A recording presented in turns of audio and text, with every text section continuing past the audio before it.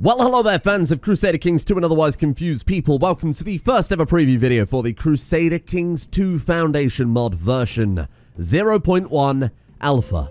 It is a little teeny baby mod, which has been in production for a few months now by myself and a team of very skilled and talented and morally questionable people. Now, as this is the first ever episode, I think I have a moral duty to explain exactly to you all what Crusader Kings II Foundation is. I had a thought, I had a feeling, I had a dream that we as a community, not just we as a development team, but all of us together, you all watching and all of you who enjoyed that previous CK2 series, could take this game, which is now finished. It is never being updated anymore. It's never going to get any more expansion packs. It's in its final form. And between us, we can vote, we can decide, we can build, we can change what we don't like, what we think was ignored, what we think has been left out, and add in whatever we feel like we can possibly do with it.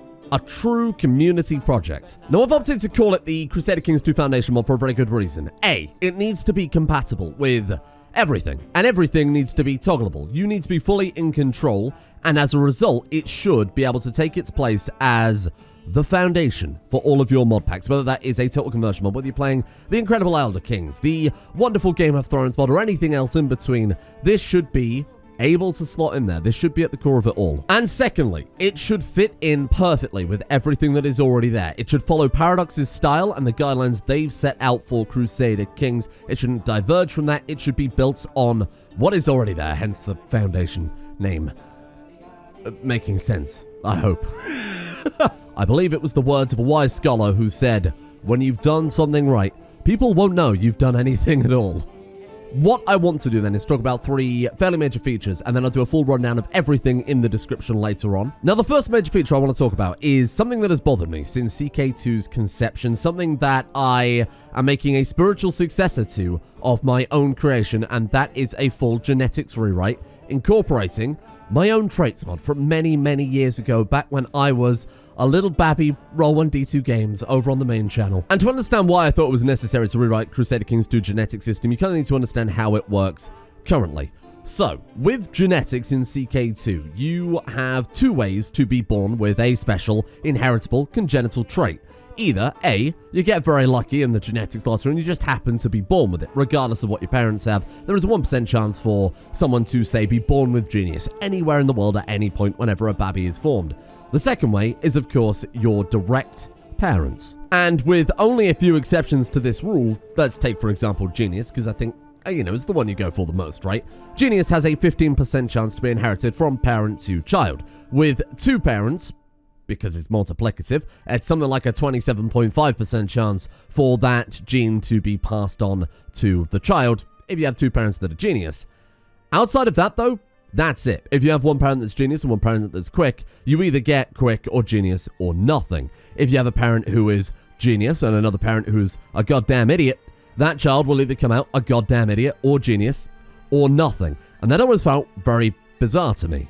And then let's look at your extended family. What if you have three grandparents who are geniuses, but your father's father just happens to be an idiot, and as a result, your father's an idiot, and now you're an idiot? Well, that didn't really make a huge amount of sense.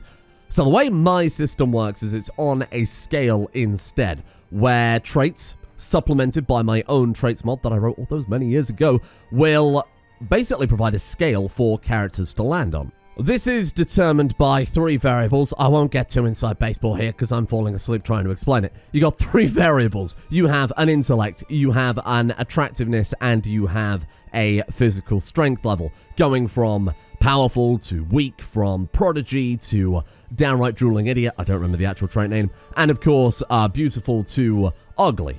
But it's weighted. That's the point. It's all weighted. There's a big old bell curve. That's it. There's a bell curve. I'll try to make it sound interesting, but it's just a bell curve.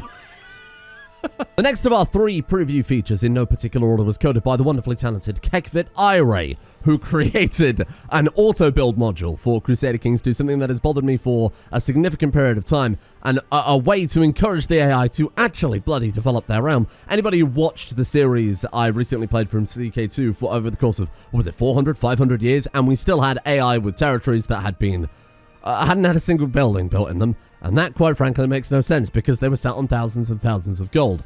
Kekvid's developed a system that will give them a bit of a kick up the arse and will give them buildings in exchange for money, because that's generally how the game should be played, you know, like a player would. It's very lightweight and very well optimized. In its current form, it only works for tribal buildings, but it's simply a case of inputting every single building into the game into the system, which might take a while, and I think we all got a little bit bored of doing it. So we've had a base game change in the form of my genetics rewrite. We've had a base game rebalance in the form of the auto build by Kekvid. The final thing I want to talk about is a whole new feature entirely, a brand new addition to your Crusader Kings II, and that is the Lodges mod that I wrote for a fantasy mod a long time ago, ported over to this, but expanded massively to fit a whole new bill. This time, I decided to take what so many mods have attempted to do. Floki's Tech mod, Game of Thrones touched on it a tad bit. Personal Castle is probably the biggest one I can think of off the top of my head, and you have a building that represents your character. But the unique thing is with the lodges is it's replacing forts. Now, forts will still work as per usual. In fact, I'd argue the forts are better than usual because I've expanded that mechanic.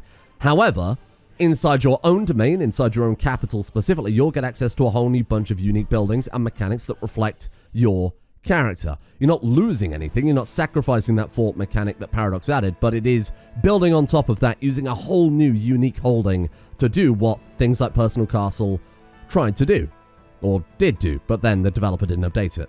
Ever. With this, you have a reflection of your character where you can build buildings that go along with their traits, with their hobbies, with their interests, with their societies, whatever it happens to be.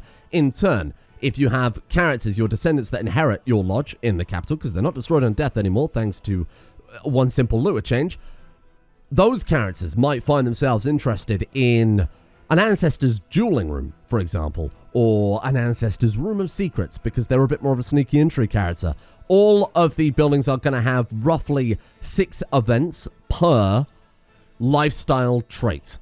It's going to be a lot to code. So far, I have done our full dueling line where you can build a dueling room, you can use it for training, you can challenge people in your court for a friendly duel, you can bring your friends over, you can do tournaments. Whatever it happens to be, the whole point is it's a building that contains all these events that is a reflection of your character. Thank you.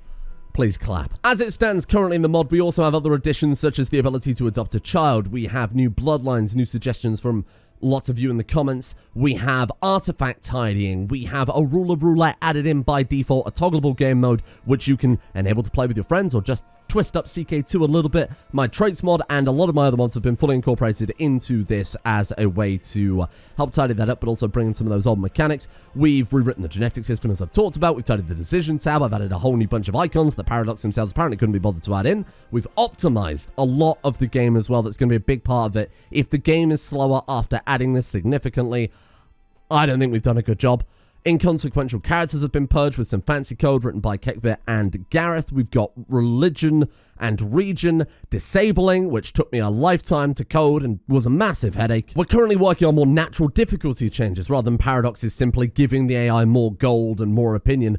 Abilities to allow wars to change a bit more frequently depending on the difficulty you've got it set up for. AI commanders getting desperate and maybe getting access to new tactics if you have the difficulty at a higher level. New challenge rules, new toggleable UI features like the health and fertility on the tooltip. A whole new bunch of challenge modes. Gareth has added in a very, very fancy religion randomizer too, which is pure chaos if you're into that type of thing. And more importantly, I have a huge list from the last video where I talked about this kind of announcement video that we were going to begin working on this. I took all of your decisions from that, all of your feedback, everything you gave to me, and I've basically written a big list, a big to-do list of stuff to add in, stuff that I think were great suggestions, stuff that I would like to see myself, but of course you guys have all voted on.